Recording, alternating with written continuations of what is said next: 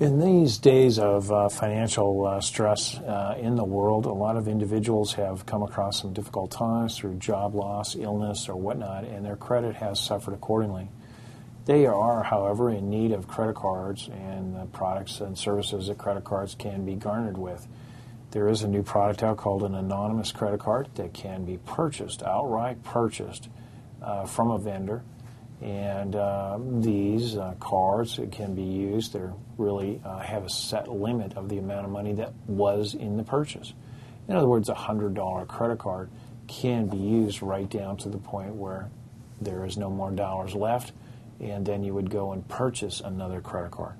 These are anonymous cards. There's no real name on them, but they do work with the vendor and can be used with appropriate identification as well.